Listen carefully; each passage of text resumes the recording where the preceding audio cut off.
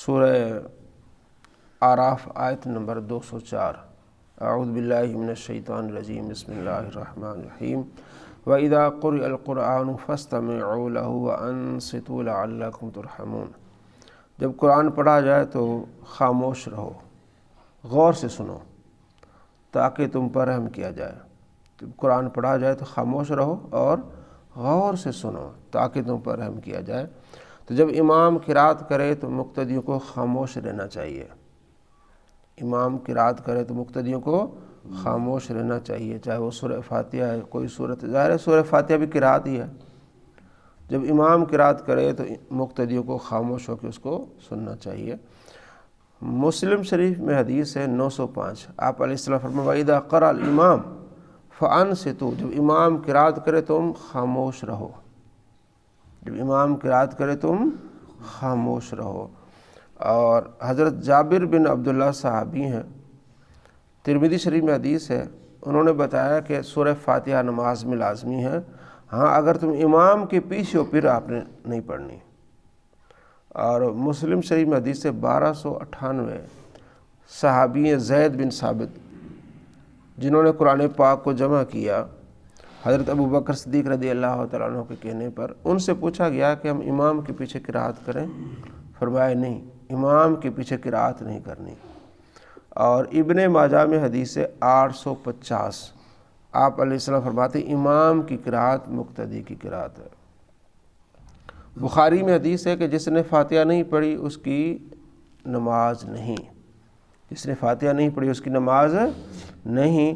تو اب یہاں امام قرات کر رہے پیچھے ہم فاتحہ پڑھیں گے تب ہماری نماز ہوگی، اگر ہم نماز میں سورہ فاتحہ نہیں پڑھیں گے تو پھر جو ہے وہ ہماری نماز نہیں ہوگی۔ تو خود آپ علیہ السلام نے بتا دیا کہ جب امام قرات کرے تم خاموش رہو، سے معلوم ہوا کہ یہ امام قرات کرے گا، آپ نے کیا ہونا ہے؟ خاموش ہونا ہے۔ اور پیچھے حدیث بھی آ گئی۔ اور دوسرا اس کا خود راوی جو بیان کرتا ہے وہ کہتا ہے یہ اکیلے کے لیے ہے، اکیلے کے لیے اور امام کے لیے۔ ابو داؤد شریف میں حدیث ہے 822، جب یہ حدیث بیان کی نا جب فاتحہ نہیں پڑھے گا اس کی نماز نہیں ہوگی، تو آگے راوی کہتا ہے کہ اس سے مراد امام ہے اور اکیلا ہے، چونکہ جو مقتدی امام کے پیچھے ہے وہ تو امام کی قرات سنے گا۔ اور آپ علیہ السلام فرماتے ہیں 904 نمبر حدیث ہے مسلم میں کہ جب امام قرات کرے تم خاموش رہو، اور امام جب غیر المغضوب علیہم ولا الضالین کہے تم آمین کہو۔ ٹھیک ہے، بعض اوقات بندہ پیچھے لیٹ ہو جاتا ہے، آپ قرات کر رہے ہیں بیچ میں آمین تو آپ کہہ نہیں سکتے نا، سورہ فاتحہ کے اگر آپ بندہ پڑھنا شروع کرے بیچ میں آمین کیسے کہے گا؟ تو ان تمام دلائل کے ساتھ اور قرآن پڑھا جو آ رہا ہے تو ہم نے کیا ہونا ہے؟ خاموش ہونا ہے۔ ہم نے کیا ہونا ہے؟ خاموش ہونا ہے۔ تو آپ نے مغرب میں، عشاء میں، فجر میں جب امام قرات کرے گا تو آپ خاموش رہیں گے۔ پھر سوال یہ پیدا ہوتا ہے کہ چلو ہم ظہر عصر میں قرات کر لیں، تو اس کے لیے حدیث ہے آپ علیہ السلام فرماتے امام کی قرات مقتدی کی قرات ہے۔ بعض اوقات صحابہ کرام علیہ رضوان نے ظہر عصر میں قرات کی تو آپ علیہ السلام نے منع کر دیا۔ 888 نمبر حدیث ہے 888 مسلم میں، ایک صحابی نے ظہر کی نماز میں، اور ایک روایت میں آتا ہے عصر کی نماز میں سبح اسم ربک الاعلی وہ پڑھنی شروع کر دی پیچھے، تو آپ علیہ السلام سلام پھیر کے آپ نے ناراضگی کا اظہار فرمایا، ناگواری کا اظہار فرمایا کہ کون پیچھے قرات کر رہا ہے، مجھے پڑھنے میں تنگی محسوس ہو رہی ہے۔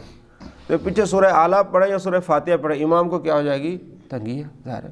تو اس لیے آپ علیہ السلام نے اس سے کیا کر دیا؟ منع کر دیا، کیونکہ امام آگے آپ کا امام وہ دعائیں مانگ رہا ہے، ایاک نعبد و ایاک نستعین، ہم تیری بات کرتے ہیں اور تجھی سے مدد مانگتے ہیں۔ تو مسئلہ کیا ظاہر ہوا؟ قرآن سے، حدیث سے۔ اللہ فرماتا ہے جب قرآن پڑھا جائے تو تم کیا کرو؟ خاموش رہو اور غور سے سنو۔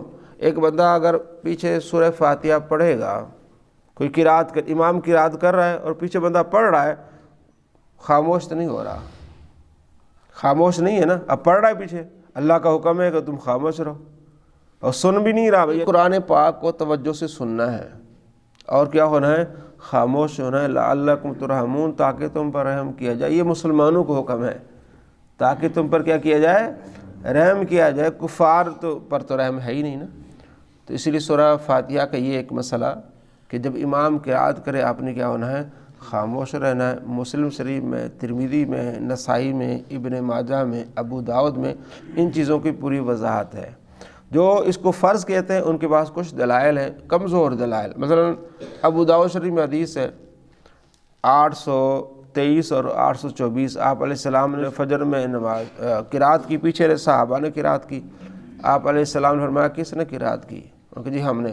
فرمایا سورہ فاتحہ کے علاوہ کوئی قرات نہ کرو۔ یہ کہ وہ کمزور دلیل ہے، خود ان کا بڑا امام کہتا ہے کہ یہ حدیث ضعیف ہے۔ یہ حدیث کیا ہے؟ ضعیف ہے۔ جب آپ علیہ السلام خود فرماتے ہیں جب امام قرات کرے تم خاموش رہو، تو اس سے بڑھ کر اور کیا بات ہو سکتی ہے؟ اور اللہ ہاں جی ہاں وہی ہے نا، اگر ایک بندہ کہتا ہے کہ سورہ فاتحہ لازمی ہے، اب جو بندہ حدیث ہے کہ جو رکوع میں ملے گا اس نے رکعت پا لی، ٹھیک ہے، اور جو اگر کوئی کہتا ہے کہ سورہ فاتحہ لازمی، اس کے بغیر نماز نہیں ہوگی، اور جو رکوع میں ملا ہے تو اس کی تو سورہ فاتحہ تو ادا ہی نہیں ہوئی، پھر اس کی نماز، یعنی بہت سارے ایسے مسائل پیدا ہو جاتے ہیں، بہت سارے ایسے۔ سب سے پہلا مسئلہ یہ ہے کہ جب قرآن کا حکم آ گیا کہ تم خاموش رہو تو ہم نے کیا ہونا ہے؟ خاموش رہنا ہے۔ اور جب آپ علیہ السلام فرماتے امام قرات کرے تم خاموش ہو، تو پھر ہم نے کیا ہونا ہے؟ خاموش ہونا، اسی پر عمل کرنا ہے۔ اللہ عمل کی توفیق نصیب۔